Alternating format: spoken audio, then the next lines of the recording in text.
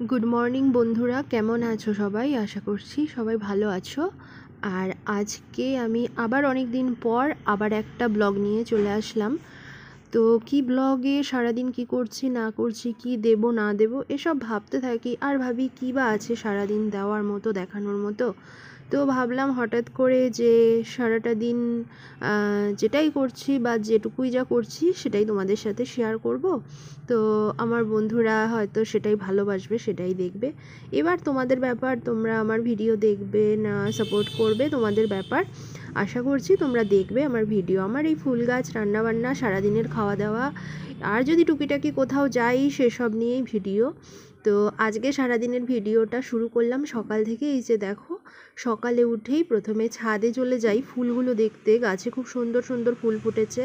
আর শীতকাল, ফুলের তো চতুর্দিকে বাহার। গরমকাল আসলে তো আমাদের যে কি কষ্ট সেটা তো আমরাই জানি। যে কটা দিন ঠান্ডা থাকে একটু উপভোগ করি। তো সবাইকে আমি সকাল সকাল ফুলের শুভেচ্ছা জানাচ্ছি। আজকে সারাদিনে কি রান্নাবান্না খাওয়া দাওয়া হয় সেটা দিয়েই তোমাদের সাথে শেয়ার করছি ভিডিওটা। পরবর্তী দিনে আরও নতুন নতুন ভিডিও দেখি, চেষ্টা করব দেওয়ার। তো সকালে উঠেই বিছানাটা পরিষ্কার করে প্রথম কাজ তুলে নেওয়া। তারপর চলে গেলাম চায়ে। মা চা বানাচ্ছে, তো আমি একটু ভিডিও করছি। সকালবেলা এই একবারই আমি চা খাই সারাদিনে, আর আমি খাই না। আর আমার না এই টোস্ট বিস্কুটগুলো দারুণ লাগে খেতে। তোমাদের কার কার ভালো লাগে আমাকে জানিও তো। এই দেখো, এই টোস্ট বিস্কুট এই তো দুদিন আগে কিনে এনেছি, মানে দোকানে দেখেছি আর সঙ্গে সঙ্গে নিয়ে নিয়েছি। তো সকালে চাটা, গরম গরম চাটা খেয়ে নিলাম। এরপর আমি ভাবছি আজকে মার সাথে একটু বাজারে যাব। তো চলে গেলাম বাজারে। আর দেখো, শীতকালের টাটকা টাটকা একদম সবজি, তাজা তাজা। তো সেই সবজি মার্কেটে গেলাম, মানে বাজারে গেলাম সবজি কিনতে। কত কি আছে, শসা, উচ্ছে, শিম, পুঁই মিটুলি, টমেটো, আর আছে লেবু, লঙ্কা, রসুন, আদা, পেঁয়াজ, ধনেপাতা, শীতকালের পেঁয়াজকলি, কচু। তো আমরা মোটামুটি এই কচু, পেঁয়াজকলি, বাঁধাকপি এগুলোই নিলাম। এরপর চলে গেলাম মাছ কিনতে, মাছের বাজারে। তো সেখান থেকেও আমরা বেশ কয়েকটি এই মাছটা নেব। তো আমি ভয়েস দিচ্ছি, তোমাদের একটু শুনতে হয়তো অসুবিধা হতে পারে, কেননা আমাদের পাশে একটা লোহার কারখানা আছে। তো সারাদিন সেইখানে আর কি লোহা কাটাকাটি হয়, তো সেই আওয়াজটা আসে প্রচণ্ড রকম। কিছু করার নেই, একটু অ্যাডজাস্ট করে নিও তোমরা। আর রাস্তার পাশে বাড়ি যেহেতু, সারাক্ষণ গাড়ি চলতে থাকে। তো বাজার থেকে বেশ কয়েকটা মাছ নিয়ে আসলাম। এইগুলো হচ্ছে আট ট্যাংরা। কে কে ভালোবাসো এই আট ট্যাংরা বলো, আমার তো দারুণ লাগে আট ট্যাংরা খেতে। তবে এই মাছটায় গন্ধ হয় না, এক একটা মাছে কিন্তু গন্ধ হয়। এটা কিন্তু খুব ভালো ফ্রেশ মাছ একদম। তা এরপর নিয়ে এসেছি বেশ কিছু চিংড়ি মাছ, আর আনা হয়েছে রুই মাছ। রুই মাছটায় তেল আর ডিম আছে যদিও, কিন্তু মাছটা অনেক টেস্ট, খুব ভালো লেগেছিল খেতে। তো এই যে এই মাছগুলো আনা হয়েছে। তো এরপর দেখো কি কি করা হয় সবটাই তোমাদের সাথে শেয়ার করব, দেখতে থাকো, সঙ্গে থাকো।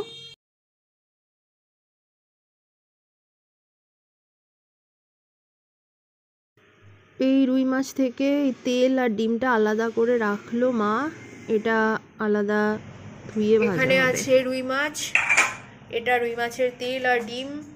এইটা হচ্ছে আর মাছ না, আট ট্যাংরা না মা?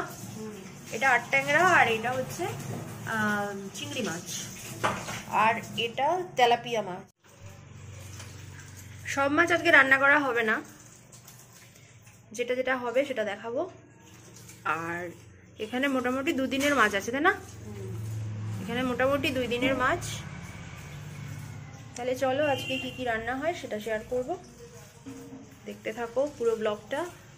আর এদিকে চাউমিন সিদ্ধ হচ্ছে, ব্রেকফাস্ট করব। চাউমিন বানানোর জন্য আমি একটু পেঁয়াজ আর লঙ্কা কেটে দিয়েছি, ওটা মা চাউমিনটা করবে, তারপরে আমরা চাউমিন খেয়ে সারাদিনের কাজবাজে লেগে যাব। তো তার আগেই যে এখানে সবজি কাটা হচ্ছে। আর দেখো এখানে কতগুলো এখানে ধনেপাতা আনা হয়েছে। আর শীতকালে একটু ধনেপাতা লাগে, ধনেপাতা তো আমরা ভীষণ ভালোবাসি, আমি তো ভীষণ ভালোবাসি। তো যে কোনো সবজিতেই ধনেপাতা দিলে বেশ ভালোই লাগে। আর ওইটা হচ্ছে হেলেঞ্চা শাক। তো সবজি কাটাকাটির পরে খেয়ে নিলাম হচ্ছে ব্রেকফাস্ট, মানে চাউমিন।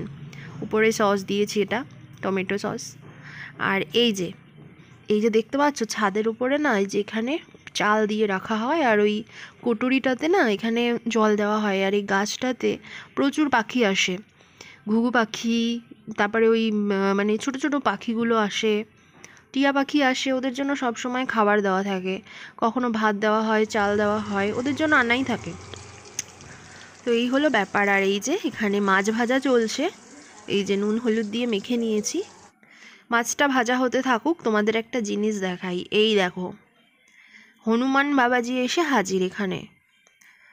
মাঝে মাঝেই আসে, আর যদি দেখে কোনো সবজি টবজি হাতের কাছে আছে, নিয়ে একদম ছুট, আর কোনো কথা নেই। তো এই যে বসে আছে একজন, আর একটা আছে এই যে বাঁদিকে যে গাছ আছে না, এই গাছে কাঁঠাল গাছ, ওর মধ্যে বেশ অনেকগুলো আছে। উনি শুধু ওখানে বসে আছে, আর আমার জানলায় এসে আলু দিই বা বিস্কিট দিয়ে নিয়ে চলে যায়। এখানে মাছ ভাজা হয়ে গেছে। রুই মাছটা আমি এরকমভাবে ভেজেছি, মানে হালকা করে, এটা একটু গা মাখা টাইপের হবে। আর এখানে তেলাপিয়া মাছ ভাজা চলছে, এটা দিয়ে একটা শাকের রেসিপি হবে, মানে একটা শাক রান্না হবে। আর এখানে আছে ওই মাছের মাথাটা, এই মাথাটা দিয়ে আজকে আর রান্না হবে না, আজকে এমনিতে অনেকটা বেলা হয়ে গেছে।